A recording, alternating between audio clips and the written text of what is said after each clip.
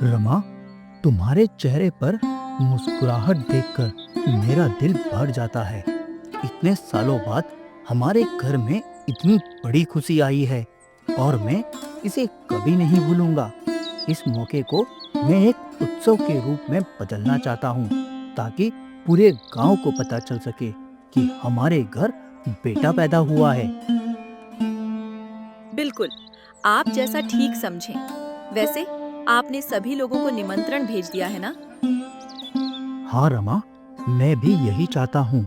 मैं चाहता हूँ कि हमारे बेटे के जन्म की खुशी में पूरे गांव के लोग शामिल हों और हमारा परिवार एक साथ मिलकर इस खुशी का जश्न मनाए। वाह, आपकी तैयारी तो बहुत अच्छी है। मुझे लगता है कि यह उत्सव बहुत ही यादगार होगा। श्यामू और रमा बात कर ही रहे थे कि तभी पड़ोस का एक आदमी वहां आता है और बोलता है। बहुत बहुत मुबारक श्यामू। और बताओ क्या चल रहा है? सारी तैयारियां हो गई? हाँ भाई साहब, सब कुछ तो हो गया है।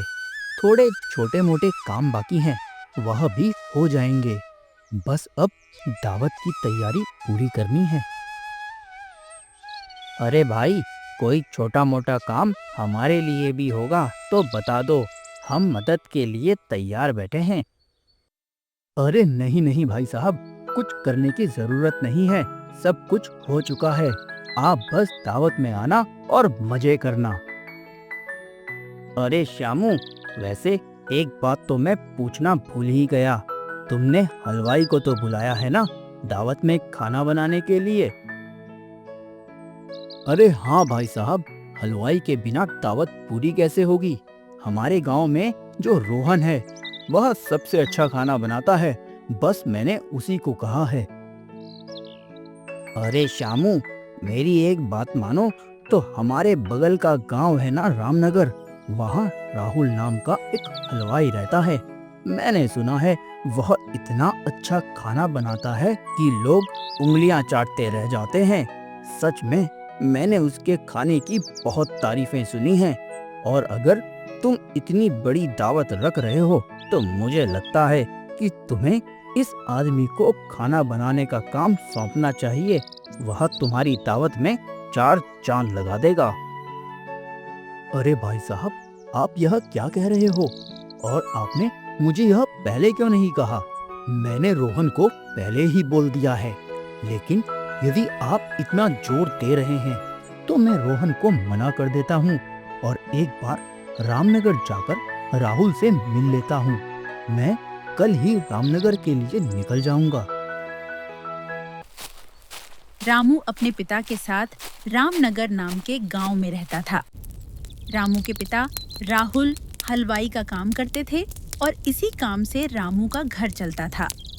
राहुल का खाना बनाने में दूर दूर तक बहुत नाम था। लोग दूर दूर से आते और राहुल को अपने यहाँ खाना बनवाने के लिए ले जाते। सब कुछ अच्छा चल रहा था। एक दिन उनके घर श्यामू आता है और कहता है। अरे भाई साहब, कोई घर पर है क्या? यह राहुल का ही घर है ना? यह सुनकर राहुल बाहर आता है। जी बोलिए, मेरा ही नाम राहुल है। आपको कोई काम है क्या? नमस्ते राहुल जी, मैं पड़ोस के गांव से आ रहा हूँ। मैंने आपके बारे में बहुत सुना है। मेरे गांव में आपके नाम के बहुत चर्चे हैं। आप खाना बहुत ही स्वादिष्ट बनाते हैं। आपका बहुत बहुत धन्यवाद। हाँ, मैं खाना बनाने की कोशिश करता हूँ जो लोगों को बहुत पसंद आ जाता है। आपके गांव में मेरे नाम के चर्चे होने मेरे लिए गर्व की बात है। भाई साहब, मैं बहुत दूर से आया हूँ और थक भी गया हूँ। मैं चाहता हूँ कि आप थोड़ा खाना बनाकर मुझे चखा दें। दरअसल मेरे घर में एक बहुत बड़ी दावत है और उसमें बहुत बड़े बड़े लोग आने वाले हैं। ठीक है भाई साहब, मैं अभी थोड़ा खाना बना देता हूँ। आप बैठ जाइए और आराम कीजिए। मैं आपके लिए कुछ कुछ स्पेशल बना कर लाता हूँ। राहुल अपने हाथ का बना हुआ खाना श्यामू को परोस देता है। श्यामू खाना खाकर बहुत खुश हो जाते हैं और बोलते हैं, वाह भाई साहब वाह, जो मैंने सुना था वह एकदम बिल्कुल सच निकला। तुम्हारे हाथ में तो जादू है। ऐसा खाना तो मैंने आज तक नहीं खाया। तुम्हारे खाने में बहुत ज़्यादा स्वाद है जो मुझे बहुत पसंद आया। दावत में अगर लोगों को यह खाना मिल जाए तो वे बहुत ही खुश हो जाएंगे। मैं चाहता हूँ कि आप अगले बुधवार को मेरे घर दावत में खाना बनाओ। उसके लिए मैं आपको आप जितने चाहें उतने पैसे दे दूंगा। आप बस मना मत करना, क्योंकि उस दावत में बहुत बड़े बड़े लोग आने वाले हैं। मैं चाहता हूँ कि आप उस दावत में खाना बनाएं। भाई साहब, आपने मुझ पर भरोसा किया, यह मेरे लिए सम्मान की बात है। आपकी दावत में मैं खाना जरूर बनाऊंगा। आप निश्चिंत होकर जाइए। मैं अपने सर्वश्रेष्ठ प्रयास करूंगा ताकि आपकी दावत में 4 चांद लग जाएं और आपके सारे मेहमान खुश होकर जाएं। मैं आपसे वादा करता हूं कि मैं आपकी दावत को यादगार बना दूंगा। श्यामू खुशी खुशी अपने घर जाता है और रमा को पूरी कहानी बताता है। रमा, अरे ओ रमा, सुनती हो? मैं तुम्हें एक अच्छी खबर देना चाहता हूँ। आज मैंने राहुल के हाथ का खाना चखा। वाह, क्या स्वाद था! वह सचमुच बहुत ही स्वादिष्ट खाना बनाता है। मैंने उसे अपनी दावत में खाना बनाने के लिए आमंत्रित किया है। वाह, यह तो बहुत अच्छी खबर है। लेकिन आपने रोहन को भी तो कहा था खाना बनाने के लिए। अब क्या होगा? हाँ रमा, मुझे रोहन को मना करना होगा। मैं अभी जाकर उसे मना कर कर आता हूँ। श्यामू रोहन के घर जाता है और रोहन से कहता है, सुनो रोहन, तुम्हें मेरी दावत में अब खाना बनाने की कोई जरूरत नहीं है। उसके लिए मैंने राहुल को बुला लिया है। तुम हमारी दावत में सादर आमंत्रित हो। क्या मालिक, मैं आपकी दावत में खाना नहीं बनाऊंगा? क्या मुझसे कोई गलती हो गई है? नहीं नहीं, तुमसे कोई गलती नहीं हुई है। हाँ, तुम भी अच्छा खाना बनाते हो, लेकिन तुम तो जानते हो ना, यह दावत मेरे लिए बहुत खास है और उस दावत में बहुत बड़े बड़े लोग आने वाले हैं। तो मैंने वह पड़ोस के गांव के राहुल को ही खाना बनाने के लिए बुला दिया है। मैंने उसके बारे में बहुत सुना है, और सुना क्या, मैं तो उससे मिलकर भी आ रहा हूँ। उसके हाथ के खाने का जो स्वाद है वह मुझे दुनिया में और कहीं नजर नहीं आता। इसीलिए मैंने दावत का खाना बनाने के लिए उसी को बुला लिया है। ठीक है साहब, जैसी आपकी मर्जी। श्यामू रोहन के घर से चला जाता है और अपने घर की ओर बढ़ता है। कुछ दिन बीत जाते हैं और बुधवार आ जाता है। राहुल सेठ जी के घर जाकर दावत वाला खाना बनाता है और फिर अपने घर की ओर निकल जाता है। दूसरे ही दिन श्यामू रोहन के घर आता है और बोलता है, राहुल, यह लो तुम्हारे पैसे। तुमने तो कमाल ही कर दिया। जितने भी मेहमान आए थे उन सब ने तुम्हारे खाने की बहुत तारीफ की है। वे लोग तुम्हारे खाने की तारीफ करते थक ही नहीं रहे थे। अगली बार मेरे घर कोई भी कारज होगा तो मैं तुम्हें ही बुलाऊंगा। आपका बहुत बहुत धन्यवाद भाई साहब। आप जब भी मुझे अपने घर खाना बनाने के लिए बुलाएंगे, मैं हमेशा तैयार रहूंगा। श्यामू राहुल को पैसे देता है और इतना कहकर वहाँ से चला जाता है। दूसरी ओर रोहन को यह बात हजम नहीं हो रही थी कि कोई और उसके गांव में आकर उसका काम छीन ले। इस राहुल की वजह से आज मेरे पेट पर लात पड़ी है। कितना अच्छा मौका था, इतनी बड़ी दावत थी और काफी पैसे भी मिलने वाले थे, लेकिन राहुल की वजह से सब बर्बाद हो गया। पहले तो उसकी अपने गांव में ही चलती थी, लेकिन अब तो आस पड़ोस के गांव में भी उसकी चर्चा होने लगी है, जो मेरे लिए बिल्कुल भी अच्छा नहीं है। यदि ऐसा ही चलता रहा तो नुकसान मेरा ही होगा। मेरे गांव के लोग भी दावत में खाना बनाने के लिए उसी को बुलाएंगे। मुझे कुछ करना होगा, वरना मेरा व्यवसाय तो ठप पड़ जाएगा। ऐसे ही कुछ दिन बीत जाते हैं और एक दिन रोहन के घर पर सरपंच आता है और बोलता है। अरे रोहन, सुनते हो? अगले सप्ताह मेरे बेटे की शादी है। क्या तुम मेरे घर की शादी में खाना बना पाओगे? हाँ हाँ सरपंच जी, क्यों नहीं, मैं खाना जरूर बना पाऊंगा। ठीक है, खाना तो तुम बना ही लोगे। अब पैसे की बात कर लें। सरपंच जी, सारा सामान तो आपका ही होगा, तो मुझे बस मेहनत के मुझे 2000 रुपए दे देना। अरे अरे अरे, यहाँ तुम क्या कह रहे हो? सारा सामान मेरा और ऊपर से तुम्हें 2000? बाप रे बाप! क्या तुम पूरे साल की कमाई मुझसे ही निकलवाना चाहते हो? नहीं नहीं भाई, नहीं नहीं।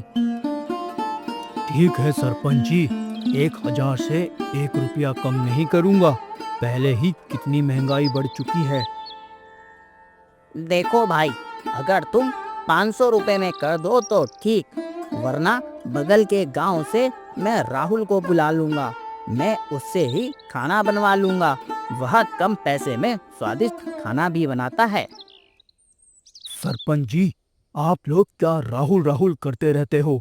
वह राहुल क्या करता है, यह तो मुझे ही पता है। वह किस घटिया किस्म का अनाज इस्तेमाल करता है, यह मैं ही जानता हूँ। आप लोग उसे अच्छे दर्जे का सामान तो देते हो, लेकिन वह अच्छे दर्जे का सामान बाजार में ऊंचे दामों में बेचता है और मिलावटी व सस्ते सामान से खाना बनाता है, और तुम लोग भी उसी की वाहवाही करते हो। जाओ भाई जाओ, उससे ही खाना बनवा लो। मैं तो 1000 रुपए से 1 रुपया भी कम नहीं करूंगा, क्योंकि मैं उसकी तरह धोखेबाज नहीं हूँ। मैं ईमानदारी से खाना बनाता हूँ। जो भी सामान आप लोग देते हो वह मैं पूरा इस्तेमाल करता हूँ, उसकी तरह नहीं जो आपका दिया सामान बाजार में बेचकर मुनाफा कमाए। मैं तो ईमानदारी की ही कमाई खाता हूँ।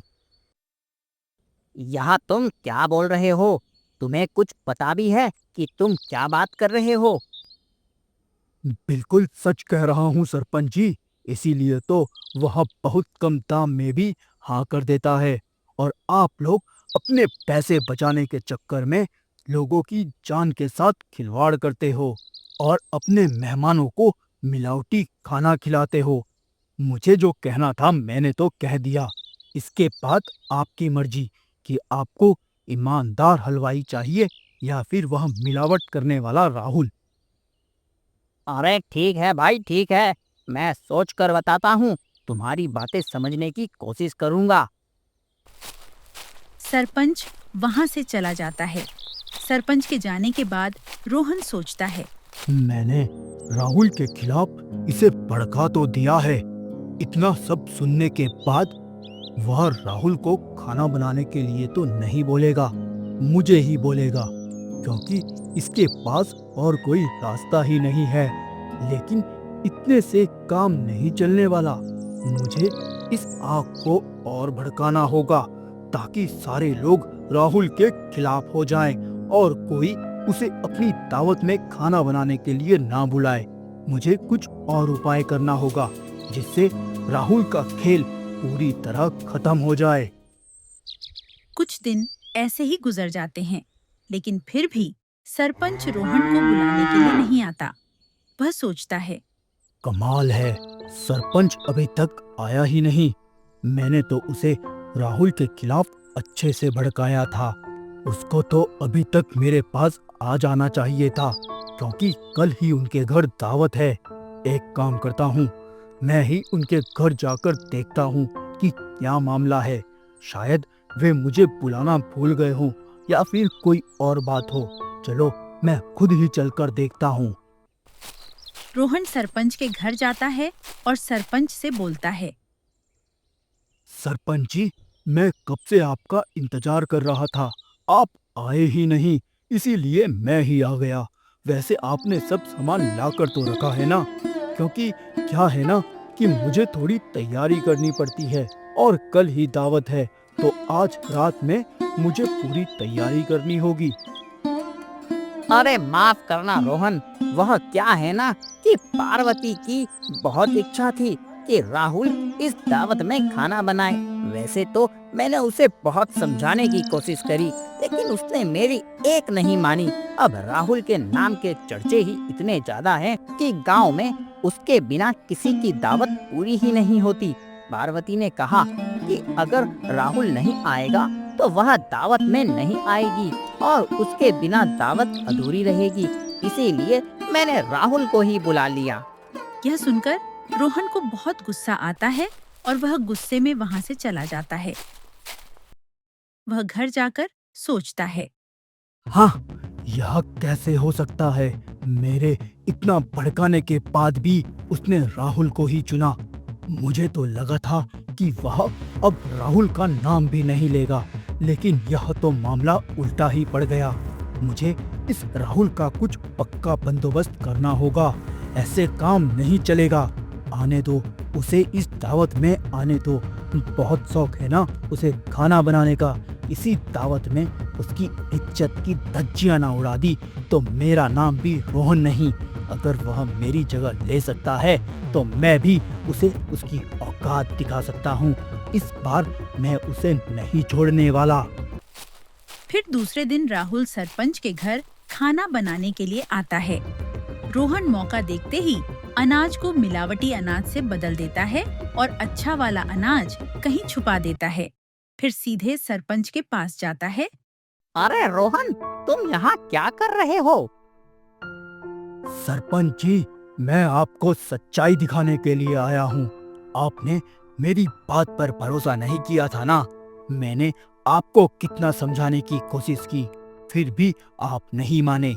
इसीलिए मुझे लगा कि जब तक आप अपनी आंखों से नहीं देखोगे तब तक आपको विश्वास नहीं होगा।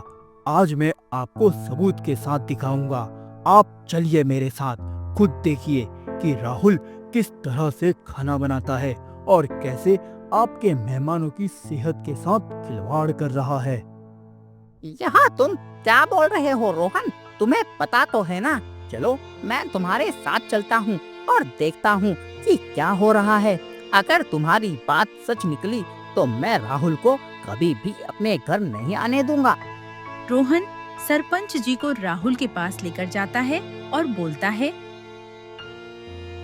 देखिए सेठ जी, यह अनाज देखिए। इसमें आपको गंदगी तो दिखाई दे रही है ना? और यह सब्जी ही देख लीजिए, यह भी तो सड़ी हुई है।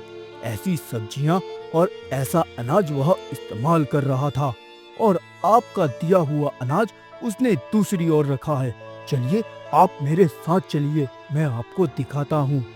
देखिए, यह है आपका दिया हुआ सारा अनाज जो राहुल ने यहाँ लाकर छुपा रखा है। और यह सारा अनाज दावत हो जाने के बाद वह अपने साथ लेकर जाने वाला था और इसे किसी दुकान में बेच देता। यहाँ क्या है राहुल?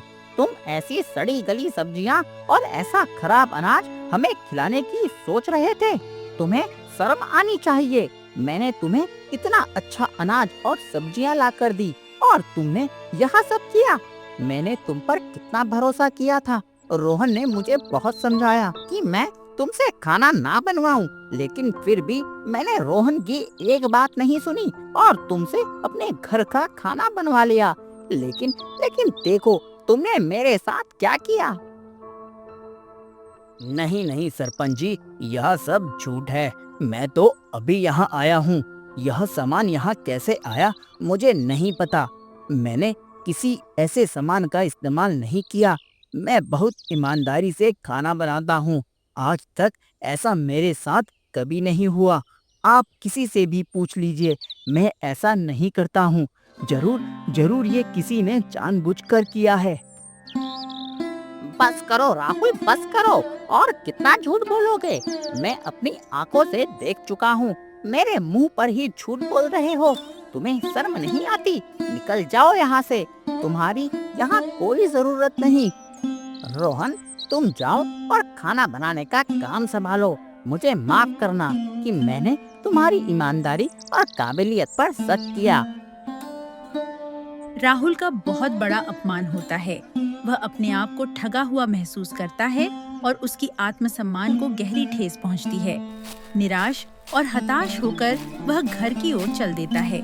उसके चेहरे पर गुस्सा और दुख के भाव स्पष्ट दिखाई दे रहे हैं।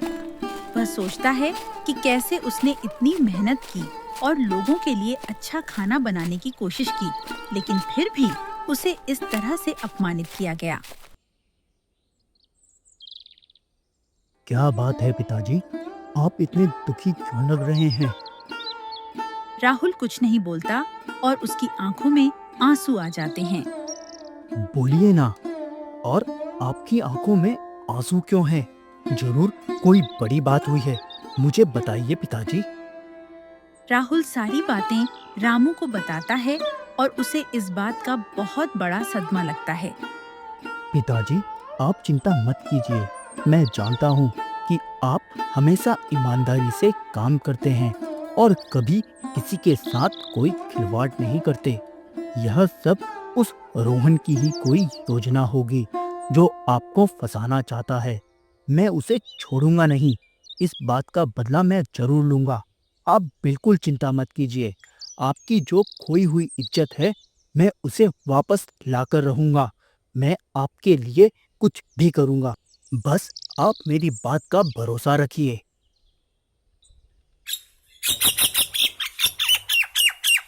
अगली सुबह जब रामू अपने पिता को जगाने जाता है तो वह देखता है कि उसके पिता अभी भी सोए हुए हैं। रामू उन्हें जगाता है और कहता है, पिताजी, आप अब तक सो रहे हैं? उठिए, सुबह हो गई है। आप तो इतनी देर तक कभी नहीं सोते। आज आपको क्या हुआ है? आपकी तबीयत तो ठीक है ना? पिताजी, उठिए पिताजी, कुछ बोलिए। कल के तनाव के बाद आपको ज्यादा चिंता करने की कोई आवश्यकता नहीं है। आप उठकर बैठिए, मैं आपके लिए चाय बनाकर लाता हूँ। रामू अपने पिताजी को उठाने की बहुत कोशिश करता है, लेकिन राहुल कुछ भी नहीं बोलता। रामू यह देखकर घबरा जाता है और भागकर अपने पड़ोसी सूरज के पास जाता है। उसका पड़ोसी उसके घर आता है। वह देखता है कि राहुल बेसुध पड़ा हुआ है और रामू रो रहा है। और रामू, तुम्हारे पिताजी तो नहीं रहे बेटा। यह सुनकर रामू जोर जोर से रोने लगता है। राहुल के गुजरने के बाद अब रामू बिल्कुल अकेला पड़ जाता है। उसका पड़ोसी उसे सांत्वना देने की कोशिश करता है और कहता है, रामू बेटा, तुम कुछ दिनों के लिए मेरे घर चलो। तुम्हारा अकेलापन भी दूर हो जाएगा। यहाँ रहोगे तो तुम तुम्हारे पिताजी की यादों में खोए रहोगे और तुम्हारी हालत भी खराब हो जाएगी। मेरे घर चलकर तुम थोड़ा आराम कर लो और अपने आप को संभाल लो। मैं तुम्हारे साथ रहूंगा। तुम चिंता मत करो बेटा। रामू अपने पड़ोसी की बात मान लेता है और उनके घर रहने चला जाता है। कुछ दिन ऐसे ही गुजर जाते हैं। फिर एक दिन कविता सूरज से बोलती है, अजी सुनते हो, कब तक हम इस लड़के को ऐसे ही पालते रहेंगे? कुछ काम धंधा तो करता नहीं और गांव भर में भी इनकी इतनी बदनामी हो चुकी है कि कोई इसे काम देने के लिए भी तैयार नहीं। ऐसा कब तक चलेगा? मुफ्त में घर बैठे सिर्फ रोटियां तोड़ता है। आप इसका कुछ कीजिए, वरना हमारा घर कैसे चलेगा?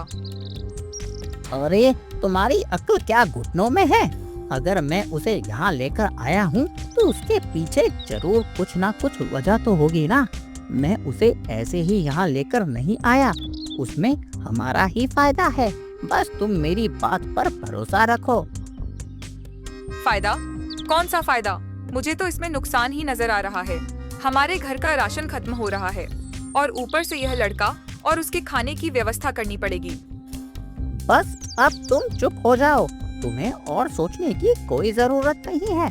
मैंने सोच लिया है मुझे क्या करना है। तुम बस अपने काम पर ध्यान दो।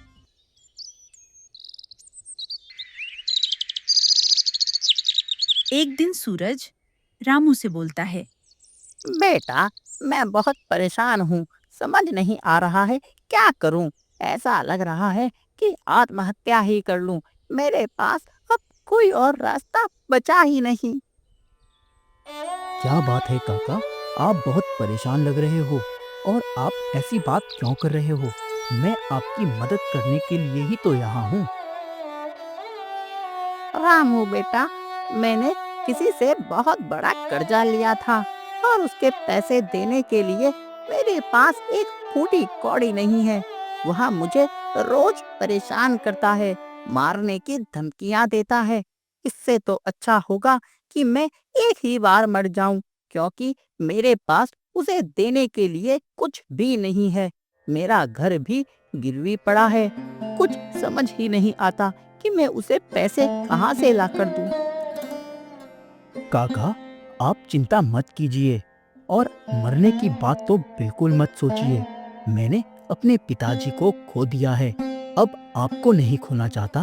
आप मेरे लिए मेरे पिता जैसे हैं। आप मेरे घर को बेच दीजिए। वैसे भी मैं तो यहीं रहता हूँ। अब इस दुनिया में आपके अलावा मेरा और कोई नहीं है।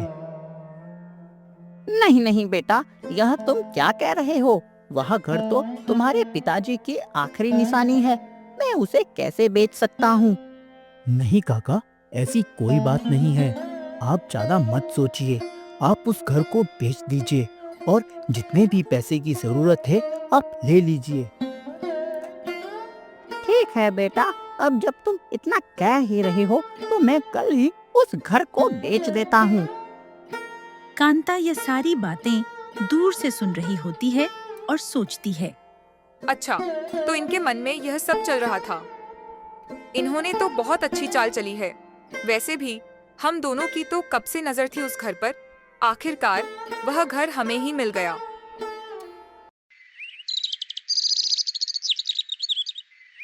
ऐसे ही कुछ दिन बीत जाते हैं और फिर धीरे धीरे कांता के तेवर बदलने लगते हैं।